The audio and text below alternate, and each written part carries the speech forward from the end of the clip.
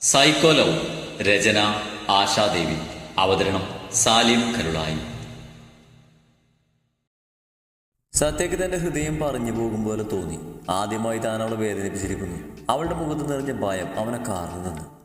പാർമോളെ, ദേ നോക്കി, നിന്റെ ദേവേട്ടനല്ലേ, ഇങ്ങനെ പേടിയോടെ നോക്കല്ലേ പ്ലീസ്, ഞാൻ തകർന്നു പോകും. സത്യക്കളോട് എന്ത് പറയണമെന്ന് അറിയാതെ അവൻ ആ നിമിഷം പതറിപ്പോയി. മോളെ പേടിക്കല്ലേ, ഈ ലോകത്ത് എനിക്ക് സ്വന്തം എന്ന് പറയാൻ നീ മാത്രമേ ഉള്ളൂ, നീ മാത്രം.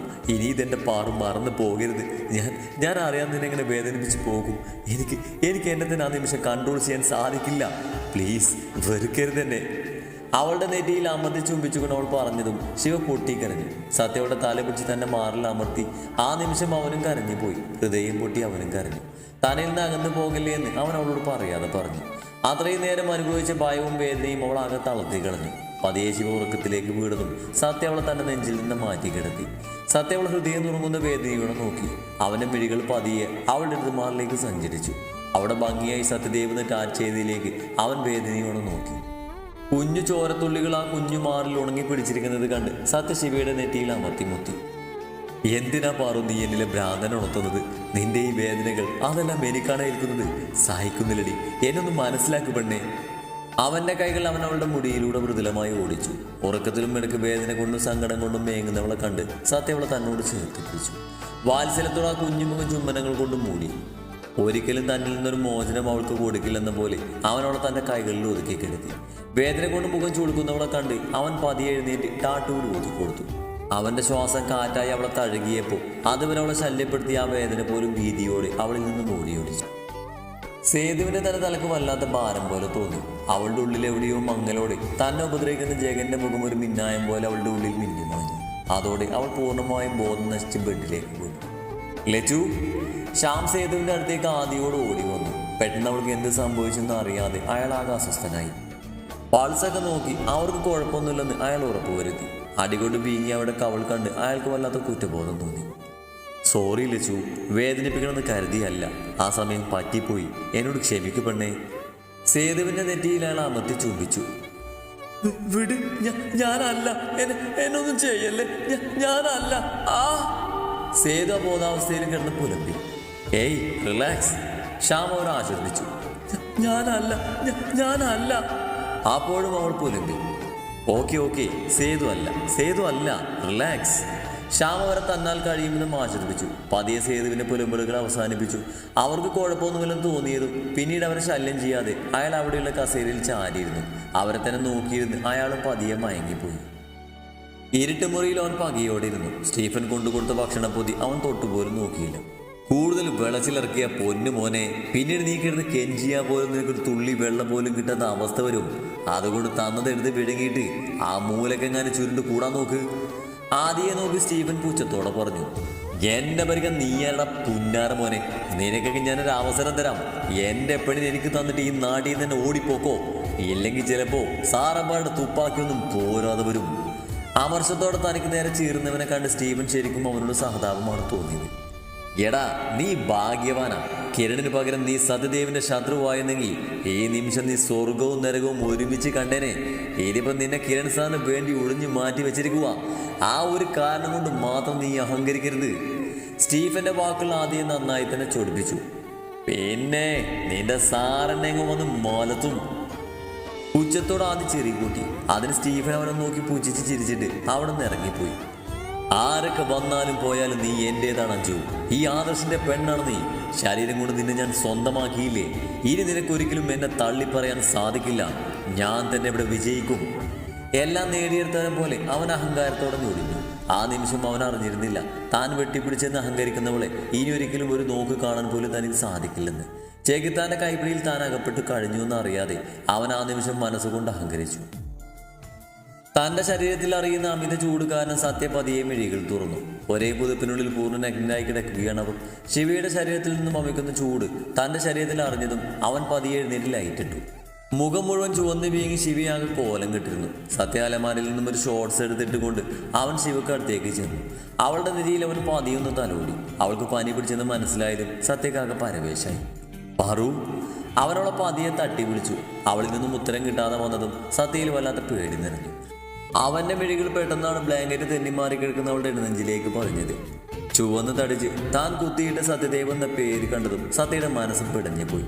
തന്റെ പ്രവൃത്തി ഓർത്ത് അവന് സ്വയം ദേഷ്യം തോന്നി. ടാറ്റു അടിച്ചത് കൊണ്ടാവാം അവൾക്ക് ഈ പനിയായതെന്ന് അവന് മനസ്സിലായി. എന്തിനാ പറഞ്ഞു നീ എന്നെ ഇങ്ങനെ ഒരു ചെകുത്താനാക്കി മാറ്റിയത്? അതുകൊണ്ടല്ലേ എനിക്ക് നിന്നിങ്ങനെ വേദനിപ്പിക്കേണ്ടി വന്നത്. ചില സമയങ്ങളിൽ എനിക്ക് എന്നെ കൺട്രോൾ ചെയ്യാൻ കഴിയില്ല പെണ്ണേ. എന്തോ ആ സമയം എൻ്റെ മനസ്സിൽ ആരോടും ഒരിട്ട് സ്നേഹമോ ദയോ ഒന്നും തോന്നില്ല. ഞാൻ ഇങ്ങനെയൊക്കെ ആയിപ്പോയി. നിനക്ക് ഞാൻ ഒരുപാട് മുന്നറിയിപ്പ് തന്നിട്ടുള്ളതല്ലേ, എന്നിട്ട് നീ ഇങ്ങനെയൊക്കെ കാണിച്ചപ്പോൾ അറിയാതെ പറ്റിപ്പോയി. സത്യയുടെ മിഴികൾ നിറഞ്ഞു. അവളുടെ അവസ്ഥ കണ്ട് അവന് ഭ്രാന്ത് പിടിക്കുമ്പോൾ തോന്നി. പാറു എഴുന്നേൽക്ക്. അവനവളെ വീണ്ടും തട്ടി പിടിച്ചു. ഒന്ന് മൂളിക്കൊണ്ട് ബ്ലാങ്കറ്റിനുള്ളിലേക്ക് വലിയുന്നവളെ കണ്ട് അവൻ്റെ ഹൃദയം പിടിഞ്ഞു. പാറു. അവൻ വീണ്ടും വിളിച്ചു നോക്കി. അവൾ പതിയെ കണ്ണൊന്ന് ചിമ്മി. സത്യവേഗം അവളെ തൻ്റെ കൈകളിൽ കോരിയെടുത്ത് തൻ്റെ നെഞ്ചിലേക്ക് അവളെ ചേർത്തിരുത്തി അല്പസമയം അവൻ്റെ മിഴികൾ കൂട്ടിയടച്ചു. ഒരു കുഞ്ഞു പയ്യന്റെ കരച്ചിൽ അവനെ വല്ലാതെ അസ്വസ്ഥമാക്കി. ഉറക്കാലരി കരയുകയാണ് അവൻ. ബെൽറ്റിന് കിട്ടുന്ന അടികളുടെ ശബ്ദം അവൻ്റെ ചെവിക്കുള്ളിൽ അലയടിച്ചു. തുരുമ്പ് പിടിച്ച മുള്ളാണികൾ ആ സ്ത്രീ ആ കുഞ്ഞിന്റെ കാൽവെള്ളികളിൽ കുത്തിയിറക്കി രസിക്കുന്നു. തണുത്ത ഐസ് വെള്ളത്തിൽ പൂർണ്ണനഗ്നിയാക്കി ആ കുഞ്ഞിനെ ചെറിയ വാട്ടർ ടാങ്കിൽ തടച്ചു വെച്ചു. വെള്ളത്തിൽ മുങ്ങിപ്പിടിച്ച് ശ്വാസം കിട്ടാതെ ആ കുഞ്ഞ് ഒരിറ്റ് ശ്വാസത്തിനായി കിടന്ന് പിടഞ്ഞു. മരണം തൊട്ടടുത്തെത്തുന്ന നിമിഷം അവനവനെ വലിച്ചു പുറത്തിടും. ആ കുഞ്ഞിന്റെ വയറിൽ ആഞ്ഞു ചവിട്ടിക്കൊണ്ട് അവന്റെ വീർത്ത വയറിലെ വെള്ളം മുഴുവൻ വായിലൂടെ തുപ്പി. കൊതിയോടെ ജീവശ്വാസം ആഞ്ഞു വലിക്കുന്നവന്റെ തണുത്തുറഞ്ഞ ശരീരത്തിലേക്ക് തിളച്ച വെള്ളം കോരി വെച്ചുകൊണ്ട് ആ കുഞ്ഞിന്റെ കരച്ചിൽ ആസ്വദിച്ചുകൊണ്ട് ആർത്തിച്ചിരിക്കും ആ സ്ത്രീ. പിറ്റേന്ന് പനി പിടിച്ച് കിടക്കുമ്പോൾ അവനൊരു ഗ്ലാസ് കഞ്ഞിയും ഒരു പാരസിറ്റാമോളും കൊടുക്കും. പനി മാറുന്ന അടുത്ത ദിവസം ആ ദിവസങ്ങളിൽ അനുഭവിച്ച ആശ്വാസത്തിന് ഇരട്ടിയായി അവരവൻ്റെ കുഞ്ഞിക്കൈകൾ വലിയ കയറ് കൊണ്ട് കെട്ടി അവൻ്റെ കുഞ്ഞു ശരീരം വായുവിൽ ഉയർത്തി കെട്ടി വെളിച്ചെണ്ണ തേച്ച് ചൂടാക്കി മയപ്പെടുത്തിയ ചൂരൽ കൊണ്ട് ആഞ്ഞു പ്രഹരിക്കും. മുറിവുകളിൽ ഉപ്പ് വിതറി രസിക്കും. ക്ഷീണം കാരണം അടഞ്ഞു പോകുന്ന കുഞ്ഞിക്കണ്ണുകൾ കാണുമ്പോൾ തിളച്ചെണ്ണ അവൻ്റെ കുഞ്ഞിക്കാലിലേക്ക് കോരിയൊഴുക്കും. ശ്വാസം പോലും എടുക്കാനും ഭയന്ന് അലറിക്കരയുന്നവന്റെ ശബ്ദം ഒരിക്കൽ നിലച്ചു. പിന്നീട് അവരുടെ വരവിനായി അവൻ കാത്തിരുന്നു. അവർ നൽകുന്ന വേദനകളെ അവൻ പ്രണയിച്ചു. അതൊരു ലഹരിയായി അവൻ പടർന്നു. തൻ്റെ കൈവളിയിൽ മുട്ടുസൂചി കൊണ്ട് അവർ കുത്തുമ്പോൾ അവൻ്റെ ശരീരം ലഹരിയോട് അത് ആസ്വദിച്ചു. അത് ആ സ്ത്രീയെ ഭ്രാന്ത് പിടിപ്പിച്ചു. അവരുടെ ശിക്ഷകളുടെ അളവ് കൂടി. ചൂരലിൽ നിന്നും ബെൽറ്റിലേക്ക് തണുത്ത വെള്ളത്തിന് പകരം ചൂടുവെള്ളത്തിലേക്കുമെല്ലാം അവരുടെ കടുത്ത ശിക്ഷയുടെ കാഠിന്യം അനുസരിച്ച് അവർ മാറ്റം വരുത്തി. സ്കൂളിൽ തന്നെ കളിയാക്കി തൻ്റെ പാൻറ് വലിച്ചൂരി തന്നെ അപമാനിച്ച് സാറിനെ ക്രൂരമായി കൊല്ലുന്ന ആ ചെറിയ പയ്യൻ്റെ മിഴികളിലെ തീ കണ്ട് സത്യം ഞെട്ടി തൻ്റെ മിഴികൾ വലിച്ചു തുടങ്ങി. അവനാകെ വീർത്ത് കുളിച്ചിരുന്നു. ഒരു നിമിഷം മലറിക്കറിയുന്ന തന്നെ രൂപം വീണ്ടും മനസ്സിലേക്ക് വന്നതും അവൻ തന്നെ നെഞ്ചിൽ പറ്റിക്കിടന്ന പെണ്ണിനെ അമർത്തി കൊണ്ടുകൊണ്ട് ഉറക്കാലരിക്കരു. ആ വീട് മുഴുവൻ അവൻ്റെ അലർച്ചയിൽ ഒന്ന് കിടുങ്ങിപ്പോയി. എല്ലാ മുറികളിലും വെട്ടം തെളിഞ്ഞു. പുറത്ത് വാതിലാർക്കെയോ മുട്ടി ബഹളം കൂട്ടി. സത്യവേഗം സ്വബോധം വീണ്ടെടുത്തുകൊണ്ട് തൻ്റെ കയ്യിൽ കിടക്കുന്നവൾ ബെഡിലേക്ക് കിടത്തി ഒരു നൈറ്റി എടുത്ത് അവൾ അണയിച്ചു. അതവളുടെ ശരീരത്തിൽ ഒരു ലോഹ പോലെ തോന്നിപ്പിച്ചു. ശാരിയുടെ കയ്യിൽ നിന്നും തയ്യൽ വിട്ടുപോയ നൈറ്റ് തയ്ച്ചു കൊടുക്കാൻ വേണ്ടി ശിവ തന്നെ ശാരിയുടെ കയ്യിൽ നിന്ന് വാങ്ങിക്കൊണ്ട് വന്നതായിരുന്നത്. സത്യ വേഗം ചെന്ന് ഡോറ് തുറന്നു. തന്നെ പരിഭ്രമത്തോടെ നോക്കുന്നവരെ അവൻ ഗൗരവത്തോടെ നോക്കി. എന്താ പറ്റി? ശാരി പരിഭ്രമത്തോടെ ചോദിച്ചു. എന്നാൽ സത്യവരം മൈൻഡ് പോലും ചെയ്യാതെ കൂട്ടത്തിൽ നിൽക്കുന്ന വേണിയെ അവൻ രൂക്ഷമായി നോക്കി. അടുത്ത നിമിഷം തന്നെ അവൾ കാര്യം മനസ്സിലാക്കി മുറിയിലേക്ക് കയറി ബെഡിൽ തളർന്നുറങ്ങുന്ന ശിവക്ക് അടുത്തേക്ക് ചെന്നു. സത്യ ആർക്കും ഒരു നോട്ടം കൊണ്ട് പോലും മറുപടി കൊടുക്കാതെ തൻ്റെ ഫോണെടുത്ത് ഡോക്ടർക്ക് കോൾ ചെയ്തു. കുറച്ച് സമയം കടന്നു പോയതും ഡോക്ടർ വീട്ടിലെത്തി. ശിവയെ പരിശോധിച്ച് അവൾക്ക് വേണ്ട മെഡിസിനും കൊടുത്തിട്ടാണ് അവർ മടങ്ങിയത്. ശിവക്ക് പനിയായതാണെന്ന് മനസ്സിലായതും എല്ലാവരും സമാധാനത്തോടെ പിരിഞ്ഞു പോയി. വേണി ശിവക്ക് വേണ്ടതെല്ലാം കൂടെ ഇരുന്ന് ശ്രദ്ധിച്ചു. സത്യമുറ്റത്തേക്ക് ഇറങ്ങി ഒരു സിഗരറ്റ് എടുത്ത് ചുണ്ടോട് ചേർത്തു. അവൻ്റെ ഹൃദയം അവളെയോർത്ത് പുകഞ്ഞു. തനിക്ക് മുമ്പിൽ ഇനി അവൾ പഴയതുപോലെ സ്നേഹത്തോടെ നിൽക്കുമോ, തന്നെ അവൾ വെറുക്കുമോ എന്നൊരു ആശങ്ക അവനിൽ നിറഞ്ഞു. ആ ചിന്തകൾ തന്നെ അവൻ്റെ മുഖം അന്യമാക്കി. സമയം കടന്നുപോയി. ശിവയുടെ അടുത്ത് തന്നെ വേണി ഇരിപ്പുണ്ട്. വേണിക്ക് ശിവയുടെ കിടപ്പ് കണ്ട് പാവം തോന്നി. ആ കുറഞ്ഞ സമയം കൊണ്ട് തന്നെ അത്രക്ക് അവൾ ക്ഷീണിച്ചു പോയി. ഇടയ്ക്ക് ശിവ ഒന്ന് മൂളിഞ്ഞിറങ്ങിയതും വേണി അവളെ ഒന്ന് നോക്കി. ശിവാനി മേഡം. വേണി പാതി അവളെ വിളിച്ചു നോക്കി. കണ്ണു തുറക്കാതെ കിടക്കുന്നവളെ കണ്ട് പേടിയോടെ വേണി വാതിലിന് പുറത്തേക്കൊന്ന് എത്തി നോക്കി. സത്യം അവിടെ ഇല്ലെന്ന് മനസ്സിലായതും ആശ്വാസത്തോടെ വേണി ശിവയെ നോക്കി. ശിവമോളെ കണ്ണു തുറന്നേ, വേണി ചേച്ചിയല്ലേ വിളിക്കുന്നേ, നോക്കുമോളെ. വേണി വാത്സല്യത്തോടെ അവളുടെ കവളിൽ പതിയെ തട്ടി വിളിച്ചു. കുറച്ചു സമയം അങ്ങനെ തട്ടി വിളിച്ചതും ശിവ പതിയെ കണ്ണ് ചെല്ലി തുറന്നു. അത് കണ്ട് വേണി അവളുടെ തലയിൽ പതിയൊന്ന് തലോടി. ശിവ. വീണ്ടും വേണി വിളിച്ചതും അല്പം ആയാസപ്പെട്ട് തന്നെ ശിവ തന്നെ മിഴികൾ വലിച്ചു തുറന്നു. കുറച്ചു സമയം അവൾ കണ്ണുകൾ തുറന്ന് അങ്ങനെ തന്നെ കിടന്നു. മോളെ. വേണി വീണ്ടും വിളിച്ചതും ശിവ പതിയെ അവളെ നോക്കി. കൺമുന്നിൽ വേണിയെ കണ്ടതും ഒരാശ്രയം കിട്ടിയതുപോലെ അവളുടെ മിഴികൾ നിറഞ്ഞൊഴുകി. അവൾ മറ്റൊന്നും ചിന്തിക്കാതെ വേണിയെ കെട്ടിപ്പിടിച്ച് ഏങ്ങിക്കരഞ്ഞു. അയ്യോ കരയുവാണോ? പ്ലീസ് കരയല്ലേ മോളെ, പ്ലീസ് പ്ലീസ്. സാറ് പുറത്തുണ്ട്, ഏത് നിമിഷം ഇവിടേക്ക് കയറി വരാം. പ്ലീസ് ശിവ, എന്നെ കൊലക്ക് കൊടുക്കല്ലേ, പ്ലീസ് മോളെ, കരയല്ലേ. ശിവയുടെ കരച്ചിൽ കണ്ട് വേണി പേടിയോടെ വാതിൽക്കലേക്ക് നോട്ടം ചെയ്തുകൊണ്ട് അവളോട് പറഞ്ഞു. അത് കേട്ടപ്പോൾ തന്നെ ശിവ പെട്ടെന്ന് അവളിൽ നിന്ന് അകന്നു. തൻ്റെ നിറഞ്ഞ കണ്ണുകളും ഇരു കയ്യാലും അമർത്തി തുടച്ചുകൊണ്ട് വേണിയെ നോക്കി അവൾ പുഞ്ചിരിച്ചു. ചേച്ചി പോയിക്കോ, ഞാൻ ഓക്കെയാണ്. ക്ലോക്കിലേക്ക് കണ്ണ് പാഞ്ഞതും വെളുപ്പിന് 3 മണി കഴിഞ്ഞെന്ന് കണ്ടപ്പോൾ ശിവ വേണിയോട് പറഞ്ഞു. വേണ്ട ചേച്ചി ഇവിടെ ഇരുന്നോളാം, മോൾ ഒന്നും കൂടി ഉറങ്ങ്, അപ്പം എല്ലാം ശരിയാകും. സാറ് വഴക്ക് കൂടി കാണുമല്ലേ, അതിനാണ് ഈ സങ്കടം. പോട്ടെ, വിഷമിക്കണ്ട, മോൾക്ക് അറിയാവുന്നതല്ലേ സാറിൻ്റെ സ്വഭാവം. വേണി ശിവയെ ആശ്വസിപ്പിച്ചു. ശിവ വേണിയെ നോക്കിയത് പുഞ്ചിരിച്ചു. വേണി. പെട്ടെന്ന് ആ ശബ്ദം കിടന്ന് ഞെട്ടിപ്പിടഞ്ഞുകൊണ്ട് വേഗം ശിവക്കടത്തിന്ന് എഴുന്നേറ്റ് മാറി ഒരു മൂലക്ക് തലകൊണ്ട് ചെന്നു. സത്യപതിയെ ശിവക്കടത്തേക്ക് കാറ്റ് പോലെ പാഞ്ഞു ചെന്നുകൊണ്ട് അവളെ വലിച്ച് തന്നെ നെഞ്ചിലേക്ക് ഇട്ടു. അത് കടന്ന് വേണി പരിഭ്രമത്തോടെ വേഗം പുറത്തേക്ക് നടന്നു. തൻ്റെ കൈക്കുള്ളിൽ കിടന്ന് വിറക്കുന്നവളെ സത്യ അടക്കി പിടിച്ചു. ആ സമയം ഇഷ്ടപ്പെട്ട കളിപ്പാട്ടം മാർക്കും വിട്ടുകൊടുക്കാതെ പിടിച്ചു വെക്കുന്ന ഒരു കുട്ടിയുടെ ഭാവമായി നമ്മൾ.